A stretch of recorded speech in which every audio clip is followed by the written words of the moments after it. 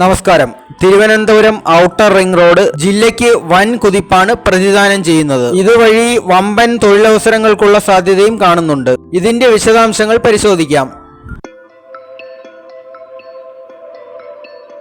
വിഴിഞ്ഞം പദ്ധതിയും തിരുവനന്തപുരം കൊല്ലം ജില്ലകളുടെ അതിർത്തി പ്രദേശമായ നാവായിക്കുളത്തെയും തമ്മിൽ ബന്ധിപ്പിക്കുന്നതാണ് തിരുവനന്തപുരം ഔട്ടർ റിംഗ് റോഡ്. 45 മീറ്ററിൽ സർവീസ് റോഡോടുകൂടി 4 വരി പാതയായിട്ടായിരിക്കും ഈ റോഡ് നിർമ്മിക്കുക. ഇതൊരു സെമി എക്സ്പ്രസ് വേയും ആയിരിക്കും.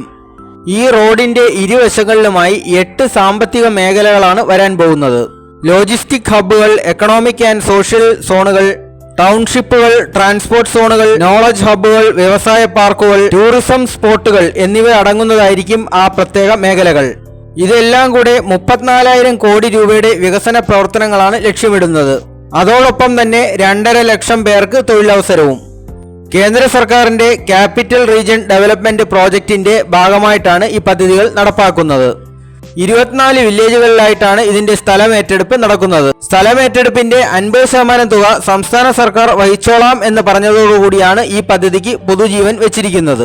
3 വർഷം കൊണ്ട് റോഡ് പണി പൂർത്തീകരിക്കാൻ കഴിയുമെന്നാണ് നാഷണൽ ഹൈവേ അതോറിറ്റിയുടെ വാദം. ഇത് നമ്മുടെ നാട്ടിൽ എത്ര കണ്ട് സാധ്യമാകും എന്ന കാര്യത്തിൽ സംശയമുണ്ട്.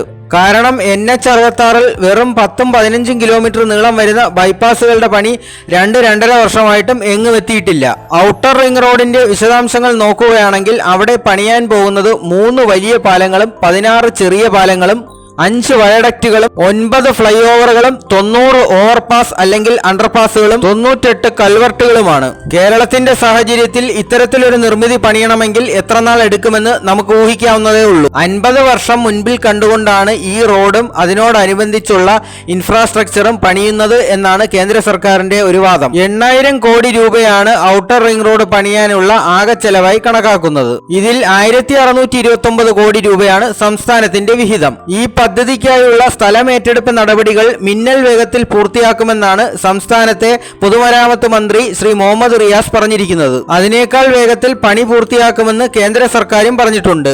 വേഗതയുടെ കാര്യത്തിൽ സംസ്ഥാനവും കേന്ദ്രവും തമ്മിൽ ആരോഗ്യകരമായ ഒരു മത്സരം നടക്കുകയാണ് എന്നാണ് തോന്നുന്നത്. ഏതായാലും ഈ വമ്പൻ പ്രഖ്യാപനങ്ങളൊക്കെ യാഥാർത്ഥ്യമാവുന്ന നാളിനായി നമുക്ക് കാത്തിരിക്കാം. Thank you.